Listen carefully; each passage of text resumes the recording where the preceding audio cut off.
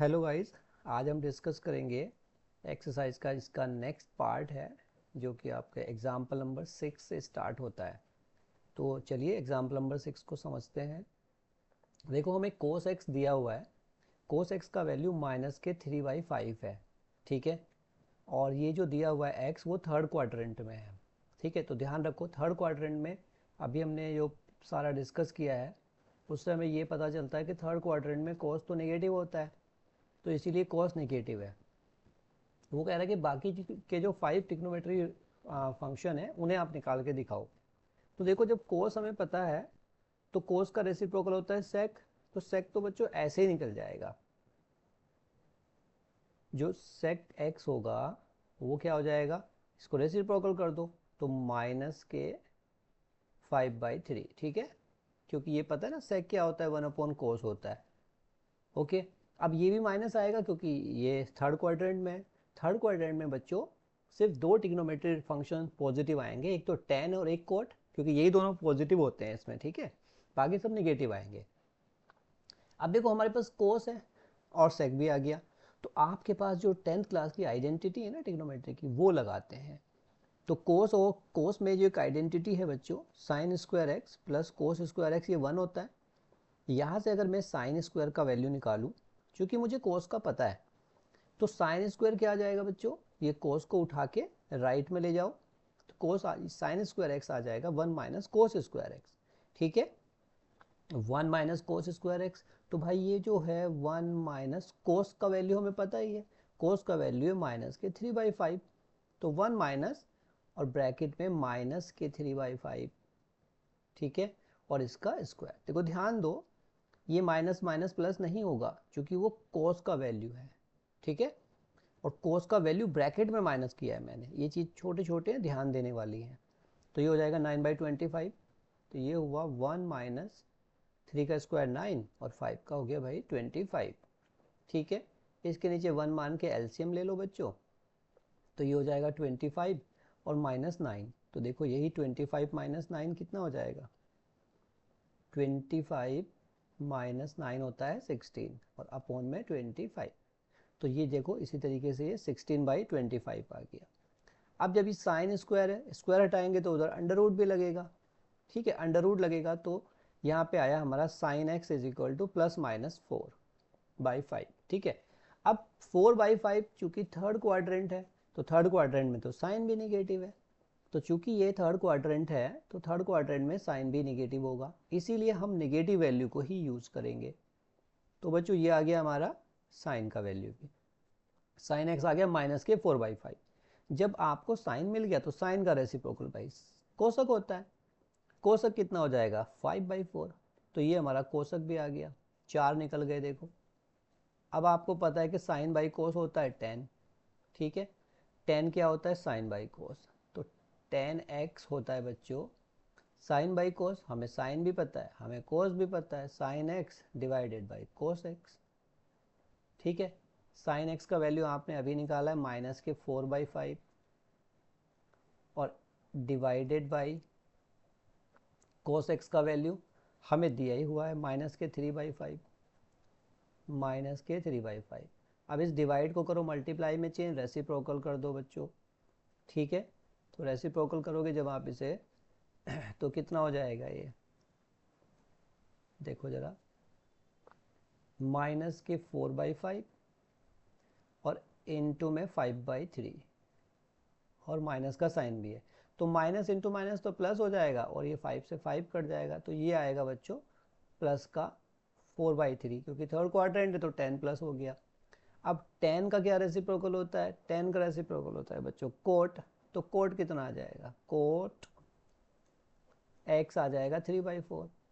ठीक है, इस तरीके से देखो हमने बहुत ही आसानी से सब सॉल्व कर लिए।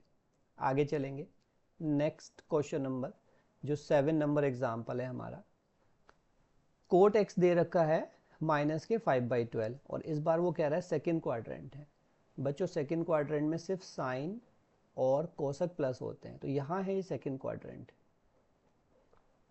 तो चूंकि इसमें सिर्फ साइन और कोसक पॉजिटिव होते हैं तो बाकी सब निगेटिव होंगे। तो देखो कैसे निकालेंगे, बहुत ही आसानी से।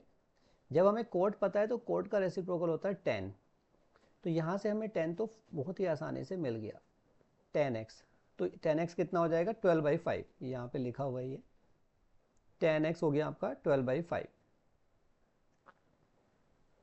ठीक है। तो ये हमें 10x मिल गया बच्चों बहुत आसानी से, सिर्फ रेसिप्रोकल करके। अच्छा, कोट मिल गया, 10 मिल गया। अब देखो 10 में एक आइडेंटिटी है, 1 + 10 स्क्वायर क्या होता है सेक स्क्वायर, तो हमें 10 स्क्वायर तो पता ही चल गया है, तो इससे हमें सेक स्क्वायर मिल जाएगा। ये 10th क्लास की आइडेंटिटी है कि भाई 1 + 10 square x is equal to sec square x, ठीक है। तो 10 का वैल्यू पता है, रख देंगे सेक मिल जाएगा। चलिए 10 का वैल्यू अभी अभी निकाला है -12/5, तो यहाँ रख देते हैं -12/5। देखो माइनस का स्क्वायर प्लस हो जाएगा, तो 1 + 12 का स्क्वायर 144 और 5 का हो गया 125, इसके नीचे 1 लिखो और एलसीएम जब हमने लिया इसमें तो ये 25 हो जाएगा, 25 + 1 44, 169 हो जाएगा, डिवाइड में 25 है। अब बच्चों इस सेक स्क्वायर का जब स्क्वायर हटाएंगे तो इधर अंडर रूट आ जाएगा और प्लस माइनस करके वैल्यू आएगी 13/5। अब हमें प्लस माइनस में ये देखना है कि सेकंड क्वाड्रेंट में सेक पॉजिटिव होता है या नेगेटिव, तो हमें पता है नेगेटिव ही होता है, x lie in second quadrant, तो सेक विल बी नेगेटिव। तो भाई हम इसमें से सिर्फ नेगेटिव वैल्यू को यूज़ करेंगे, तो हमने सेक थीटा का जो नेगेटिव वैल्यू है वो -13/5 यूज़ कर लिया। अब सेक -13/5 हुआ बच्चों, तो इसे फिर रेसिप्रोकल कर दो आप, कोस मिल जाएगा, तो कोस मिल गया हमारा 5/13, क्योंकि कोस सेक का रेसिप्रोकल होता है, ठीक है। बात समझ में आई। अब आपको सेक मिल गया और कोस मिल गया, साइन बचा। देखो भाई tan बच्चों, tan होता है sine by cos, sine divided by cos, ठीक है। अब हमें यहाँ से अगर साइन निकालना है तो कोस को उठा के tan के साथ मल्टीप्लाई में ले आओ, तो साइन ऐसे भी निकल जाएगा। अलग से आइडेंटिटी नहीं लगानी, बच जाओ आइडेंटिटी से, क्योंकि tan भी पता है और कोस भी पता है, तो दोनों को यूज़ कर लेते हैं। तो tan साइन कितना आएगा tan इंटू कोस, तो इसीलिए इन्होंने साइन को tan इंटू कोस लिख दिया।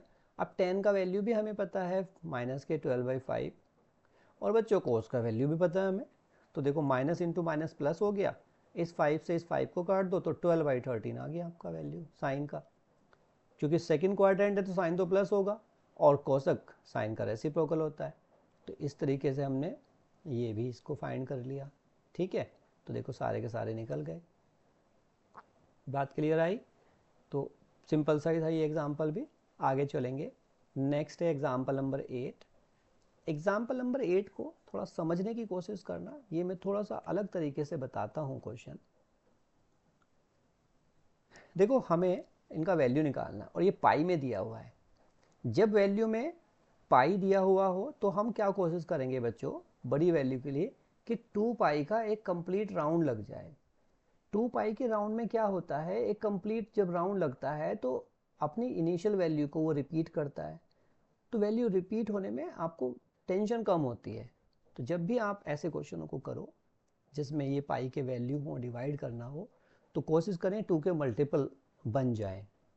तो अगर हम इसे 3 से डिवाइड करें तो 3 10 जा 30, 3 10 जा 30, देखो क्या बच रहा है 1 बच रहा है, 30 तो कंप्लीट डिवाइड हो गया, तो इसीलिए इसको कैसे ब्रेक करेंगे, 3 10 जा 30 10 पाई, और आगे जो रिमाइंडर है उसे भी पाई के साथ ही लिखेंगे, प्लस π/3। अब आप एक मन में रफली एलसीएम लेके देखो, ये जो नंबर है 10 पाई प्लस पाई, ये होना यही चाहिए 31 पाई, बस इसका फॉर्मेट चेंज हो गया, ठीक है, फॉर्मेट चेंज हो गया। अब चूंकि ये क्या है 2 का मल्टीपल है, तो हमें कॉन्सेप्ट जो कल सीखा था साइन, देखो एक चीज़ बताओ, ये जो फार्मूला बना 2 पाई प्लस π/3 वाला बना, क्योंकि 2 पाई के कितने भी मल्टीपल हो बच्चों, जब एक राउंड पूरा होता है ना तो फिर वैल्यू शुरू से ही स्टार्ट होती है, तो आपको बिल्कुल टेंशन लेने की जरूरत नहीं है।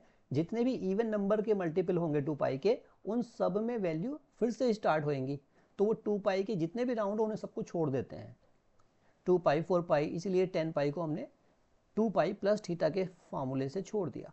तो tan 2 पाई प्लस थीटा क्या होगा, tan थीटा, यानी कि tan pi by 3, sorry sin pi by 3, sin pi by 3। तो इसीलिए जो आपका sine tan pi plus pi by 3 है is equal to sine pi by 3 हुआ। साइन पाई बाई 3 60 होता है और इसका वैल्यू हमारा ये आ गया। बात समझ में आई? तो इस तरीके से हम इसे समझेंगे। अगर सपोज करो ये होता 29 होता, ये जैसे ये साइन 29 पाई बाई 3 होता, तो अब तो ये 10 टाइम नहीं जा रहा है। तो बच्चों क्या करना, आप देखो समझो, आप इसे 10 टाइम ही करो। साइन 10 पाई, देखो 10 पाई से तो ये 30 हो गया, 3 10 जा 30। हम एक्स्ट्रा आ गए, जब एक्स्ट्रा आ जाओ तो माइनस कर दो। कितना एक्स्ट्रा आए, 30 आए ना, ये 29 है, तो 1 एक्स्ट्रा आ गए, तो 1 पाई बाई 3 को ऐसे माइनस करो। अब कौन सा कॉन्सेप्ट लगेगा, 2 पाई माइनस थीटा। अगर 2 पाई माइनस थीटा करें तो कौन से क्वाड्रेंट में 2 पाई माइनस थीटा से, फोर्थ क्वाड्रेंट में 2 पाई माइनस थीटा, यानी कि हम फोर्थ क्वाड्रेंट में। और फोर्थ क्वाड्रेंट में साइन पॉजिटिव नहीं होता है, और 2 पाई में ट्रिग्नोमेट्रिक फंक्शन चेंज तो नहीं होएगा, बट उसका साइन चेंज होएगा, प्लस या माइनस। तो ये आएगा माइनस के साइन पाई बाई 3, और इसका वैल्यू हो जाएगा माइनस के अंडर रूट 3/2। ठीक है, समझ में आई बात? तो ऐसे हम इन क्वेश्चनों को करते हैं। आगे आएंगे जब क्वेश्चन फिर करेंगे। एक एग्जाम्पल और है, नंबर 9, बहुत अच्छा एग्जाम्पल है। देखो यहाँ पे जो बच्चों आपको डिग्री में दे रखा है, अगर क्वेश्चन डिग्री में दे रखा है तो आप 360 के मल्टीपल बनाओ, 360 का एक कंप्लीट राउंड है। और अगर पाई में दे रखा है तो 2 पाई के मल्टीपल बनाओ, क्योंकि 2 पाई 360 होता है। ठीक है, तो 710 को जब हमने ब्रेक किया तो 710 में 360 के 5 राउंड लगे। 360 के 5 राउंड लगाने से ये 1800 हो गया। जरा समझो, हमने 360 इंटू 5 किया, तो ये जो मल्टीप्लाई करके आया, ये आया बच्चों 1800। ये तो एक्स्ट्रा हो गया, ये है 1710। और हम क्या करेंगे इसे, हम इसे ऐसे लिखेंगे। देखो सबसे पहले तो ये देखो, कोस का जो माइनस होता है ना बच्चों, वो हट जाता है। तो क्वेश्चन को सॉल्व करने से पहले सबसे पहले हम इस कोस के माइनस को हटा देंगे। कोस 710, कोस का माइनस आप चाहो तो ब्रैकेट में लिख सकते हो, cos minus theta is equal to cos theta. ठीक है, ये लिख दिया हमने। अब क्या कर रहे हैं हम इसे, देखो कोस 5 राउंड इंटू 360, 360 के 5 राउंड होने से ये बना 1800, तो एक्स्ट्रा हो गया कितना, 90, माइनस 90 करो। ठीक है, समझ में आई बात, माइनस 90 करो। तो अब ये कौन से क्वाड्रेंट में हम, 360 माइनस थीटा, यानी कि 2 पाई माइनस थीटा पे ही है। तो कोस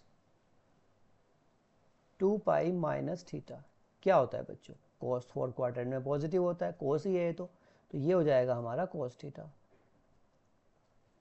ठीक है, तो कोस 5 इंटू, मतलब ये 2 पाई की तरह से है, ये 360 मतलब 2 pi minus theta is equal to cos theta, यानी कि कोस 90, और कोस 90 होता है 0।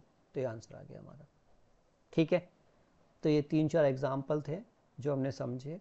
अब इसकी एक्सरसाइज है छोटी सी, उसे कर लेंगे अगली वीडियो में। तो ये सिंपल कॉन्सेप्ट हैं, जैसे जैसे आते रहेंगे मैं आपको समझाता चला जाऊँगा। मिलते हैं नेक्स्ट वीडियो में। वीडियो अच्छी लगे तो कमेंट करके ज़रूर बताना।